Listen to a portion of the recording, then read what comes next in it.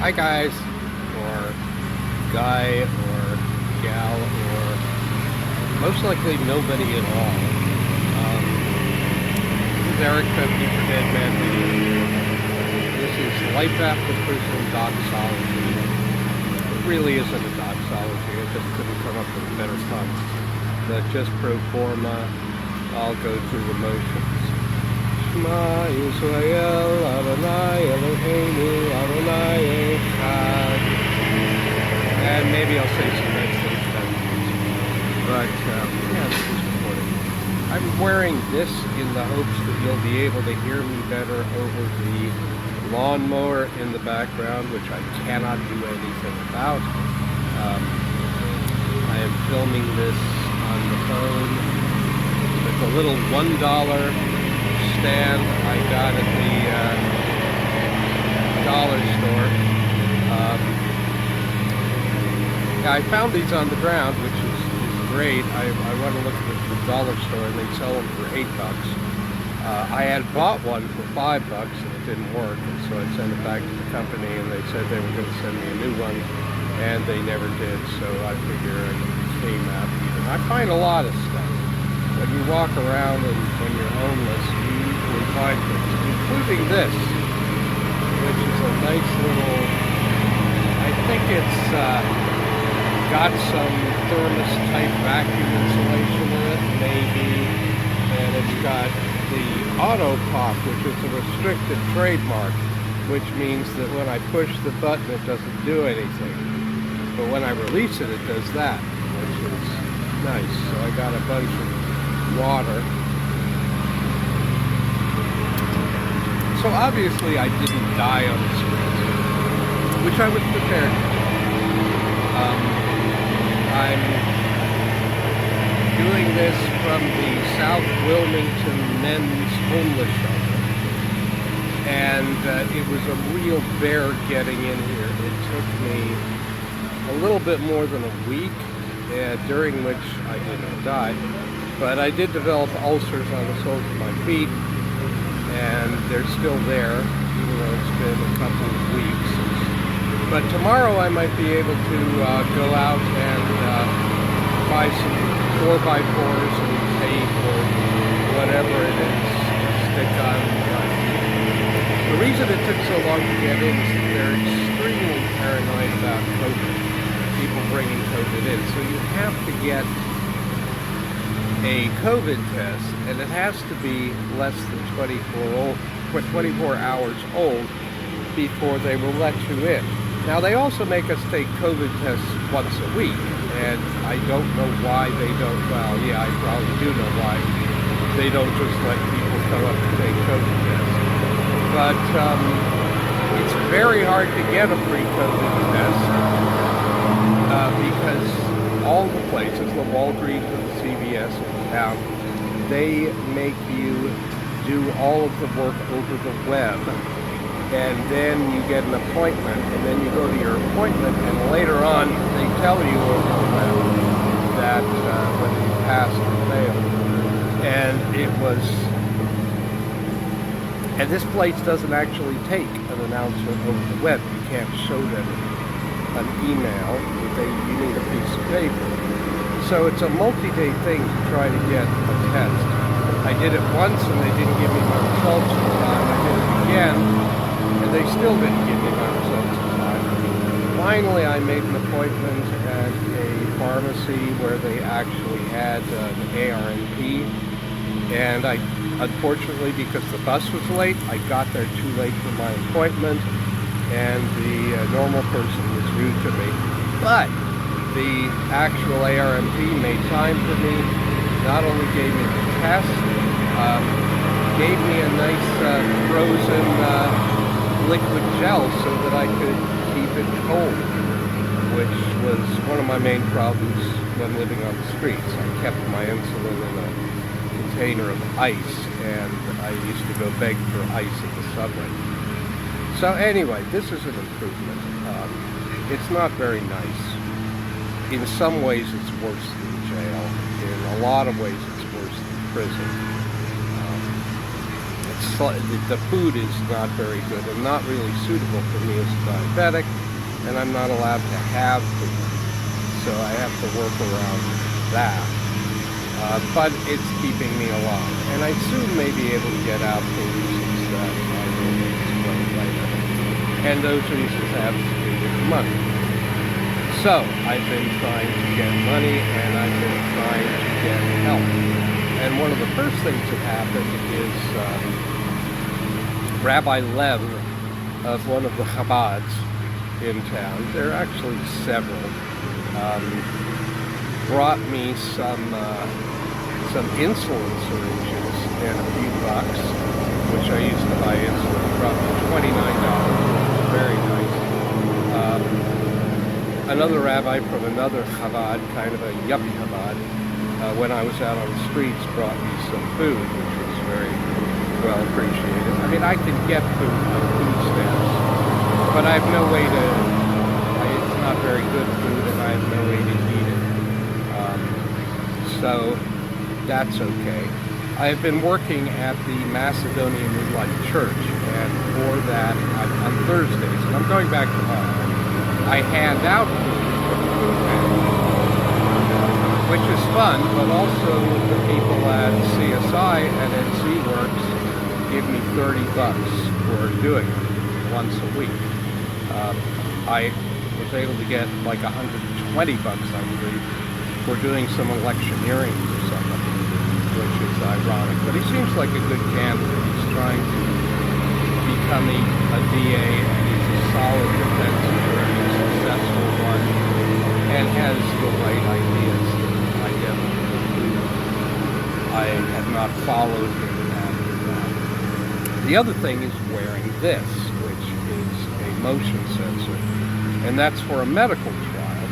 And they told me I was in the control group, which I don't think you're supposed to know that you're in the control group, otherwise you're not going to apply, but since I'm not taking anything, I think they just want to get kind of an average of how active people are to compare it with activity levels of some people that are on the drug. I'm not sure. I haven't inquired. Again, the more I know about it, the less good I will be as a test center. I do understand the importance of a proper medical protocol.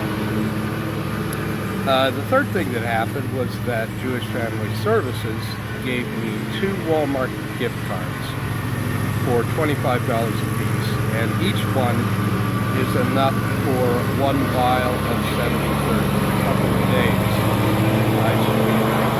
Now back to the making money for handing. No, back to this.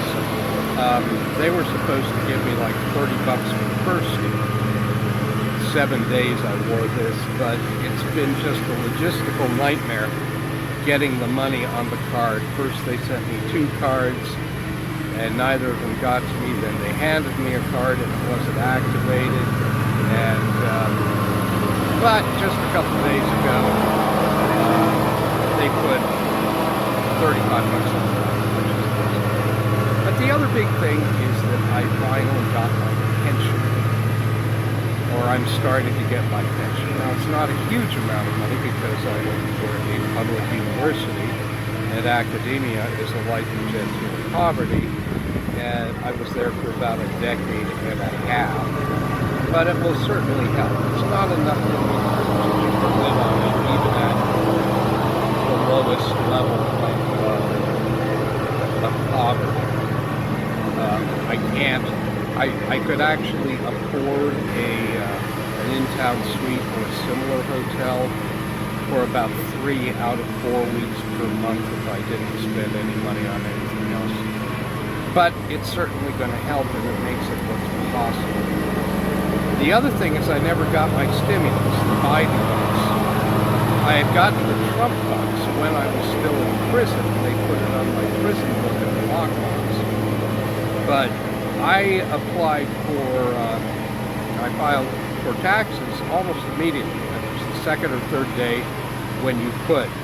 And I got a letter back from the IRS saying that somebody had been trying to steal my identity, etc. I called them every day, for a couple of months without success. Now, of course, I don't have a lot of money for phone minutes, so that was a strain. And finally, I did get through them, and they said I had to go to the office to verify my identity. All right, fair enough. It wouldn't be too much of a problem for you or anybody with a car, or even who is not an ex-prisoner. But the bus goes through Durham, and Durham is in the Middle District, and I'm not supposed to go to the Middle District or anywhere other than the Eastern District without permission. So I had to file for permission, and I just got it a couple of days ago. I haven't made the appointment yet, but I should in the next couple of days. But last night I was very surprised to see a check come in the mail. Again, it wasn't great, and I've got to devote some of it to tzedakahs, and there are a couple of things that I have to buy. But I might be able to get out of here. The homeless shelter said that they have a program to pay for maybe the security deposit and a couple of months at one of the rooming houses that they deal with. Of course, since my petition to stay off the registry failed, I will have to ensure that this is under the sheriff's requirements, because if it's within 1,000 feet property of any school, I can't live there.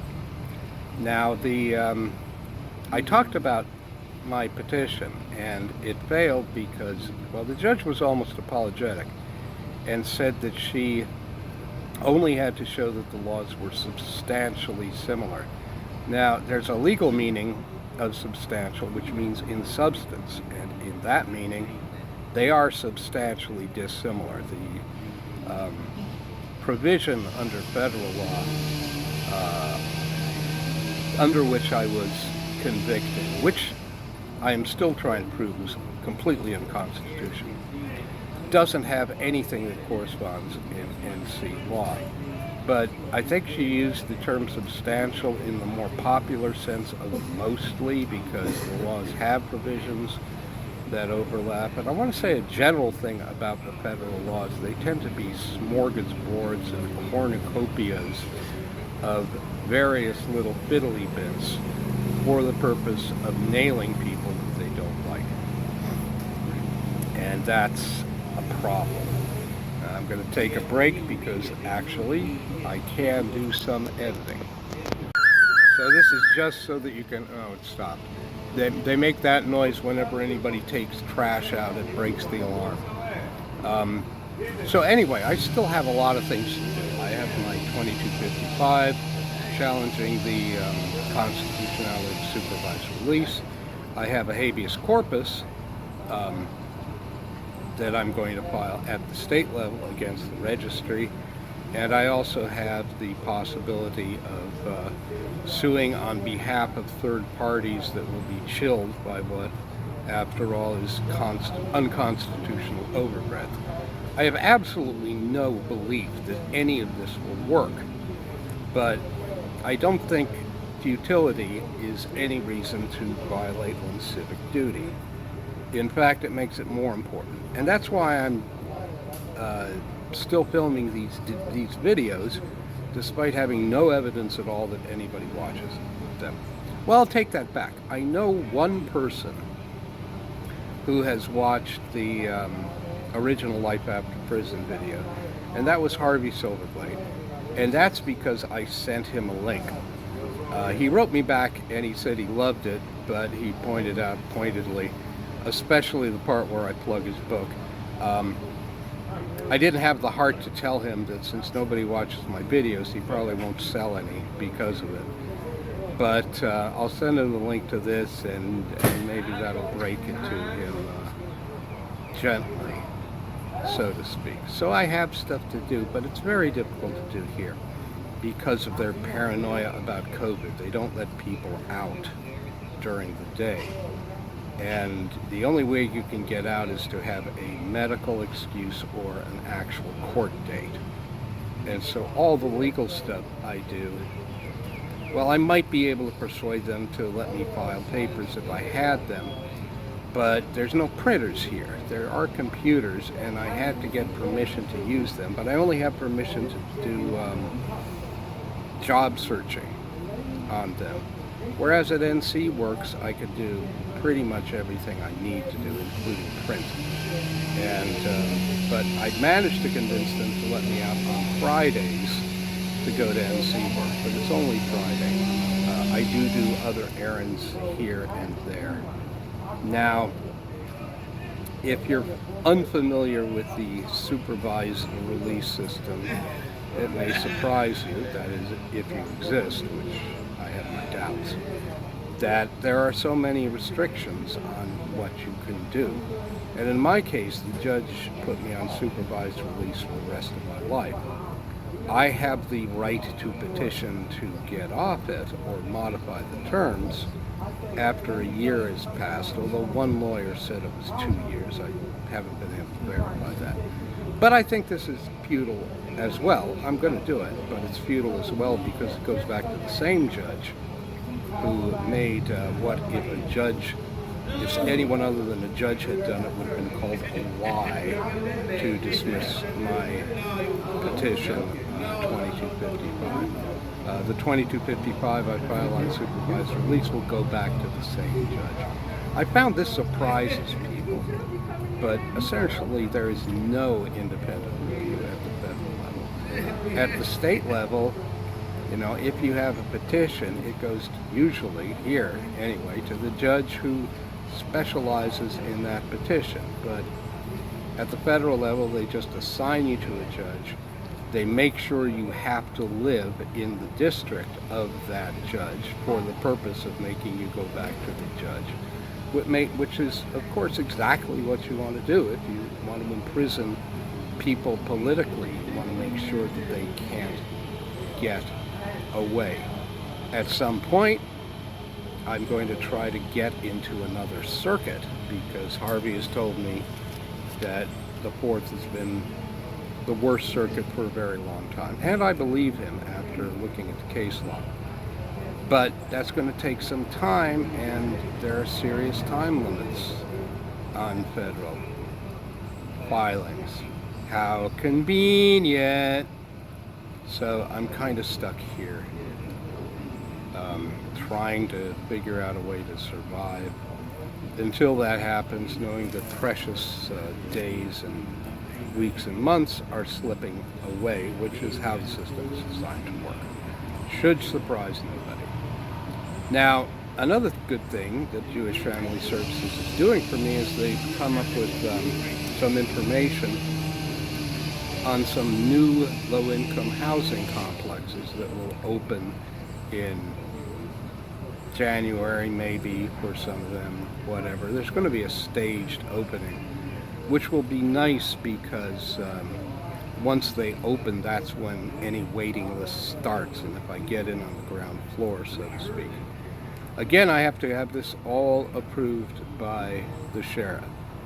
I have no doubt that I'll be able to get off the registry in 10 years, which is a federal restriction. I get the impression from the people around here that they just allow it all the time.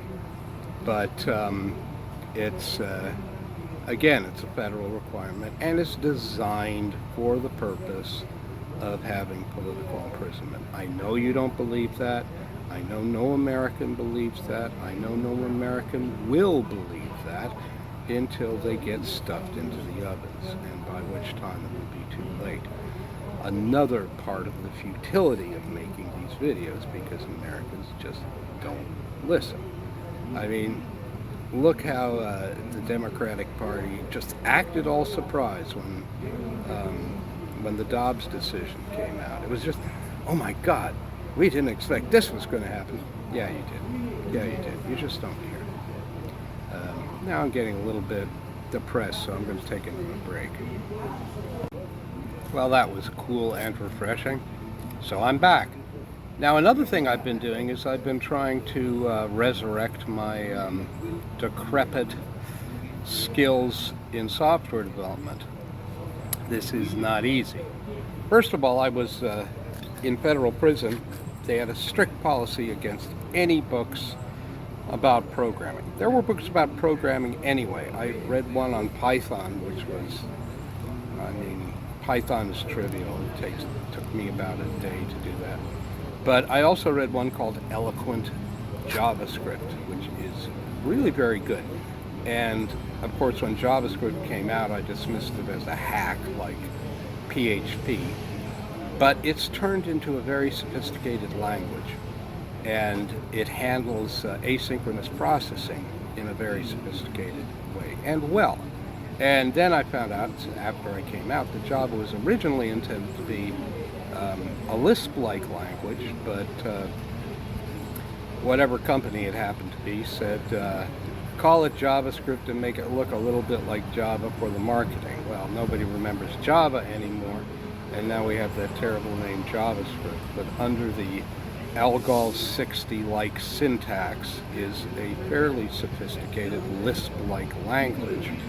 And Lisp-like languages are good because the people who do Lisp-like languages tend to think about the mathematics and make it all rigorous. So it's a great little language. I am glad to see that it has taken over the web and has replaced such botched abortions as Flash, for the most part, because it's much better. But you know, I really needed to do C++, and C++ has changed a lot in the past few years, and so I'm trying to get back on track. And the thing about this is that, of course, I don't have a development system. I don't have a computer, and it's very difficult. But there are some online C++ compilers, and they're not as great as I would like them to be, and the IDEs aren't really great, and but still I believe in fighting. Now let me tell you why I want to do this. Before I was arrested, well, okay, I'll go back to the beginning of my career. My original love was artificial intelligence, or what was called artificial intelligence then. We still have the term, but it focuses on a deep learning approach mostly, which is not like what it was then and what I was thinking about. And specifically, I wanted to do computational linguistics. Well, when I was at MIT, of course, that was way too close to Noam Chomsky. Even at FSU, the class I took turned me off on that because it was all how Chomsky is great. No, Chomsky was wrong about everything imaginable about linguistics. And I could debate that if I had anybody to debate it with, but I don't.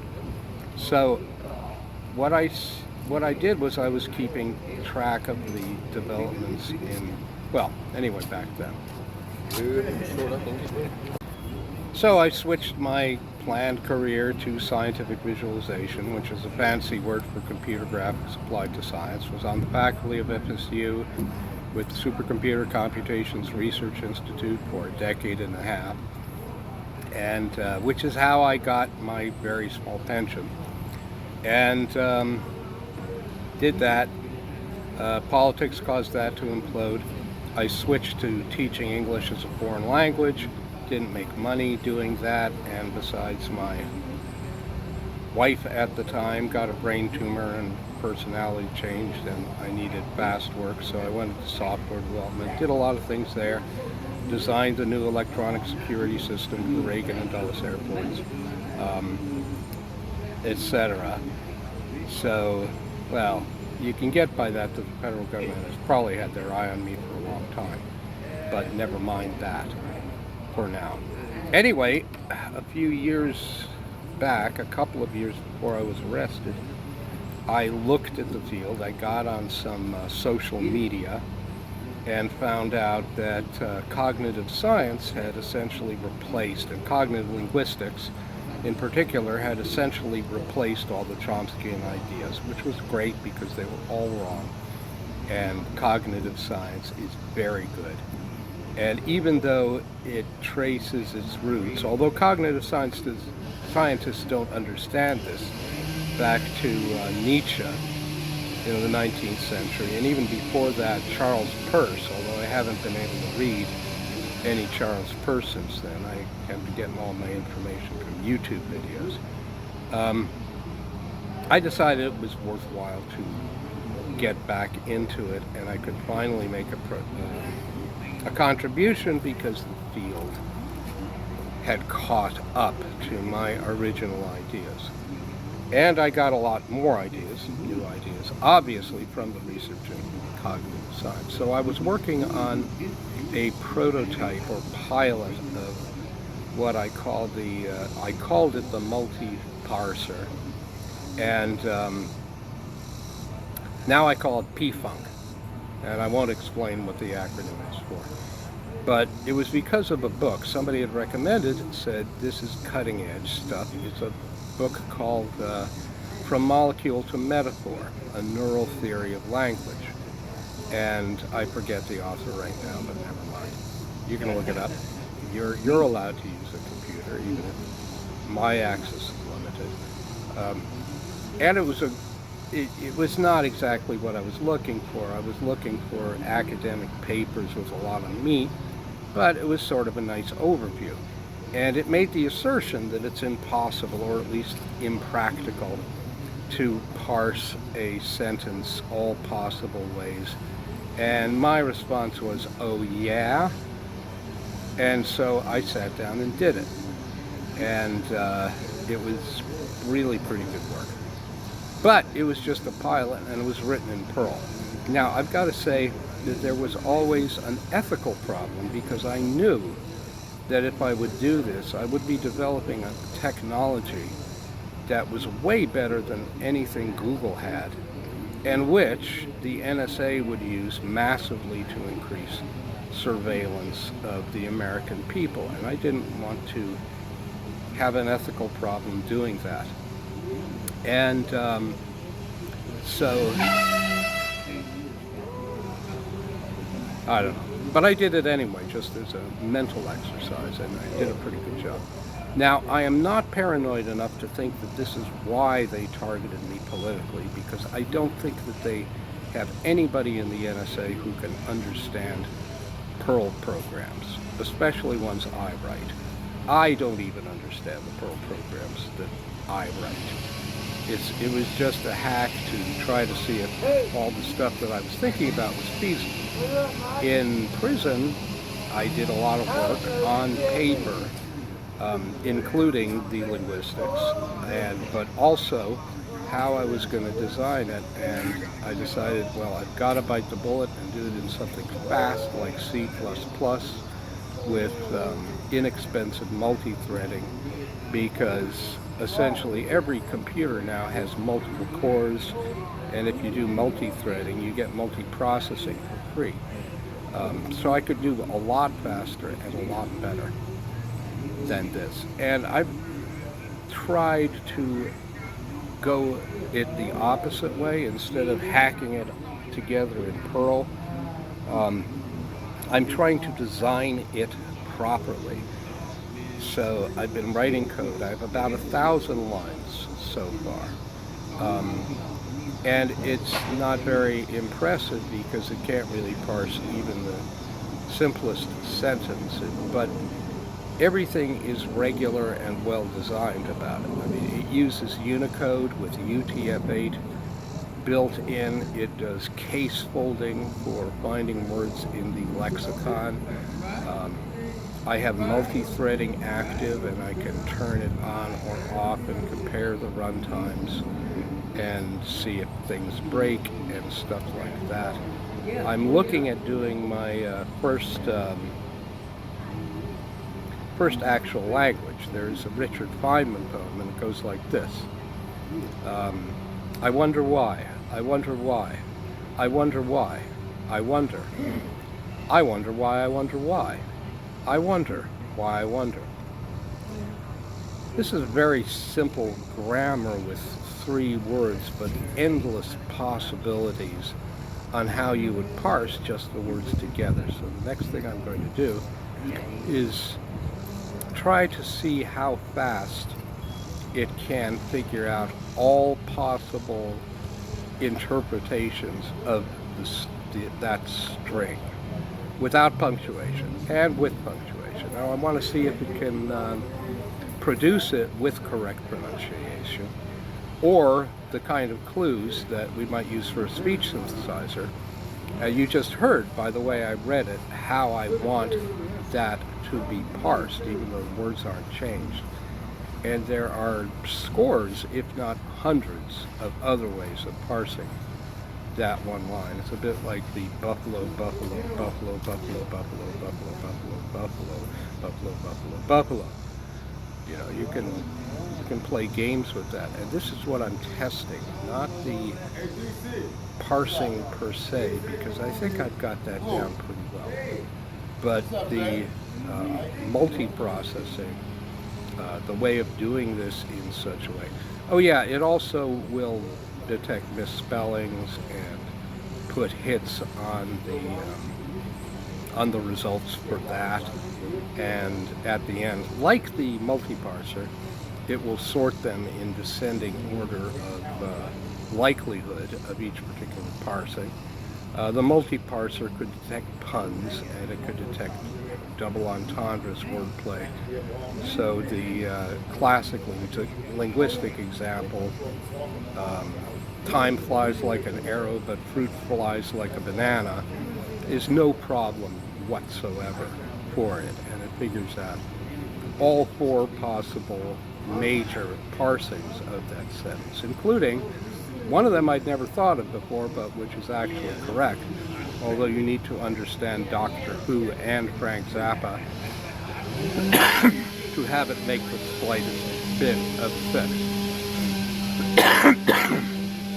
Excuse me. Acid reflux depriving me of my teeth has also made me cough, but I am so well vaccinated against COVID by now that probably everybody within a 30-meter radius is also immune. So I'm going to stop now and try to do some work on that, because it will make me cheer up.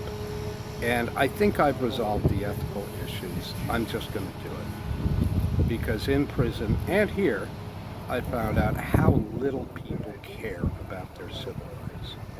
If they want civil rights, what they should do is pull their thumbs out of their anuses and pass some data protection laws like they have passed over decades in Europe. But Americans just seem to want to go like this. So my sympathy for them is not on its highest step, and I am just not going to not do something which is potentially extremely lucrative and also takes my mind off of how miserable I am, because I know nobody cares. I know nobody cares. They just think the government is great. They always act in crisis mode. They're perfectly happy just slamming the other side, and it doesn't even matter which side is which anymore. Nor did it really ever. But people are still, they're enjoying their lives until it's over. So I'm just going to go ahead and do it. And with that, I leave any of you who, by some miracle, may have chanced upon this video.